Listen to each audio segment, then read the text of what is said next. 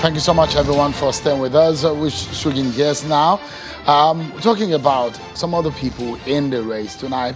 We'll take a look at what is happening in the Yemi Osinbajo campaign. And there is an interesting dimension to the campaign. There is an interest group who independently are rooting and crowdsourcing funds for the Vice President and his presidential ambition. I'm being joined tonight by the CEO of Woodford Consulting Company, Ms. Temison Okesanjo. Thank you so much for coming tonight. Thank you. Temi Okesanjo. Temi Okesanjo, right, yes. Isn't it?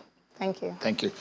So what is this idea? I understand that you put up the concept of the PYO Partners.org, where you're basically asking those who support him to donate, isn't it? Absolutely. What brought about that idea?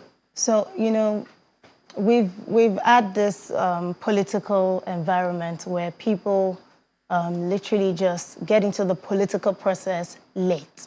And when I say late, everybody thinks that it's okay to get your PVC, and that's what gives you the power to influence, you know, the narrative as to a better Nigeria. But I think that's all lies, because before the PVC, the electorates basically have the power to, you know, put upon us the person that you get a chance to vote for.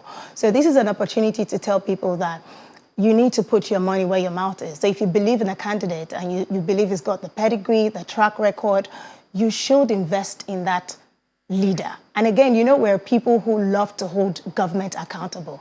And I think that we've tried that a couple of times in the past.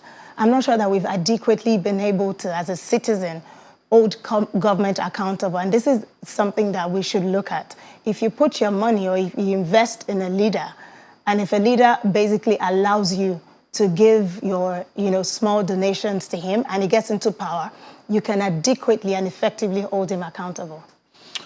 So what you're invariably telling Nigerians is that be responsible for who goes into office, then you can hold them accountable. Yes. So you're asking people to come together to send Yemi Osinbajo into the villa as the president of Nigeria, then hold him accountable. Is that what your agenda is? So there's an overwhelming, you know, clamoring for him to, you know, go forward. From his supporters? Yes, and, you know, and we feel like, why don't you seize that opportunity to properly support him? So the way you support a candidate, of course, in Nigeria, is expensive to run for presidency. And of course, even the primary process and everything is obviously so expensive. So we started this about last week, and we have a portal that is PYOPartners.org.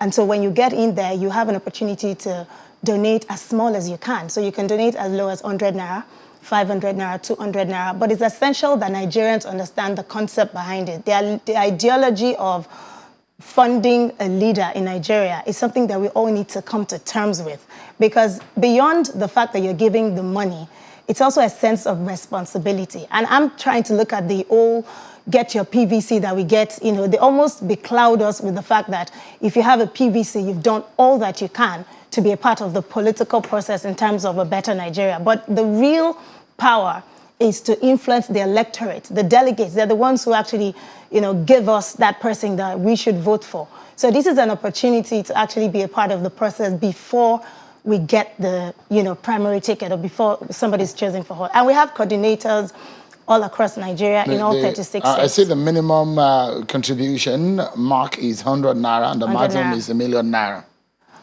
So there's orders. If you want to donate more, you can actually click orders and donate more. So how has people responded to this? How have people responded to this? So we have like coordinators, like I was saying, all over Nigeria. And 4 days ago, we started the exercise. So essentially, the coordinators are supposed to give the flyers. We have a flyer, it's on the website. Give flyers to people, encourage them to sort of fund what they believe in. And it's been extraordinary. We have some videos that we're sharing online soon. And it's strange. And then people would go like, what does he need my money for? And we're like, look, every kobo matters. And we're focusing on the low cadre, the masses. So it's a crowdfunding. It's not necessarily like a fundraising. So we're focused on those people who will feel like they've been able to contribute something. It's not how small the money is, it's the fact that you're investing something into the better Nigeria that you're expecting or you're waiting for. It's interesting, and I'm looking at it now. Basically, the hurdle here is the primary. Absolutely. So, I mean, has this portal been able to contribute to the funding of the run around not the yet. consultation? So we just started, and then we're getting those small donors. It's increasing every day. I see that you're wearing a hat similar to that of the vice president. Do you like it? Well, I can't say if I like it or not. I'm just identifying that that's what you're putting on right now. Thank you. Yes. Is that the logo for the campaign? Does it look good?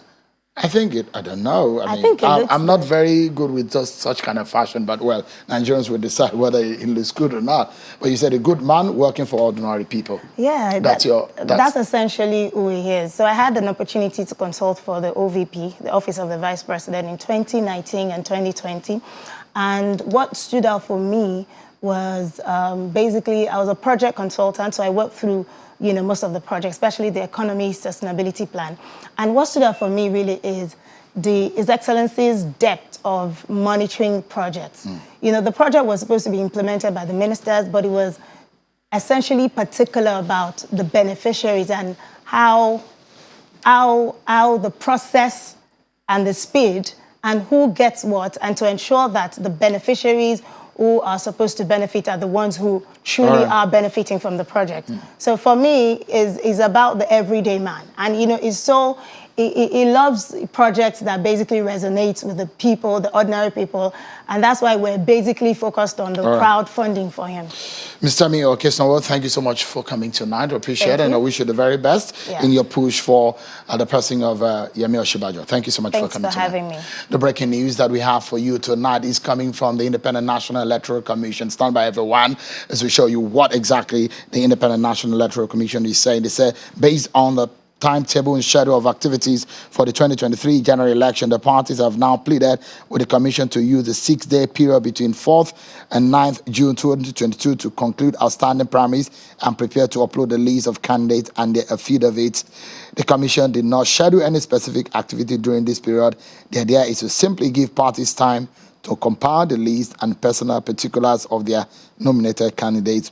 And so it's looking like INEC is yielding to the call of the political parties, not to grant them the 60-day window, but about a week or so window. Details of that you get on the top of the hour right here on Channels Television.